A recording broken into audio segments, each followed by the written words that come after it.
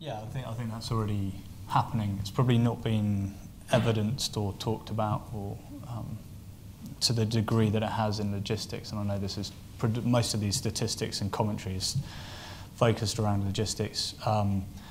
I guess going back to my comment about kind of fully functioning or a fuller functioning market than we've had previously, quite a big part of our business now on the transactional side is more secondary and light industrial multi-let portfolios. It's been a different base of specialists who operate in the sector. What's interesting is that pool of asset managers and specialists has remained pretty consistent over the last 4 or 5 years, but the money that's going into joint ventures or backing them on the types of offers they're now making has really changed over the last 6 to 9 months. And we've done a couple of portfolios in France, Benelux, Germany, which are kind of wind up of light industrial funds, and the money behind all of that has completely changed profile. And to your point, it is more North American private equity style funds who haven't necessarily been in that sector before, with genuine competition behind it. And it's because you can get a 10% net yield on pretty good kit, albeit you've got to maybe manage 200 tenants and 2-year weighted unexpired lease terms on a portfolio that might only be 80 to 100 million, for example. And yes, Stefan, go ahead. Outside the UK, the light industrial is not really developed at a market at all. I mean, in most countries you probably have 2 or 3 players who invest in that sort of, in these sort of buildings.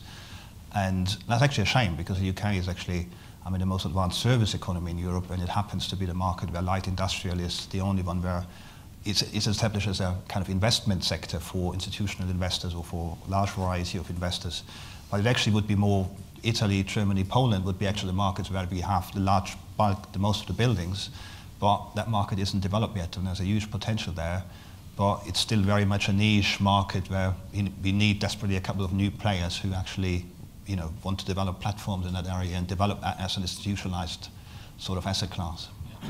One of the issues around that, I think, particularly in Central Europe, you can't get the pre-let demand to underpin the development on the multi-let smaller user SME type parks, and there hasn't been the risk appetite to basically develop out a series of terraces or buildings with only 20% of it let, hoping that you've pitched the size and content and configuration right and you get all the other users. The fact there's almost zero supply of modern quality, light industrial SME type stock in Central Europe is an opportunity, but it's a big ask when you go out and try and get investors to actually pay for that. Okay. But there's an opportunity there, you think, in those particular countries with that product, because at the moment there's not enough investment into it to create the right market. It's largely owner occupied, so it's not accessible to investors in most cases.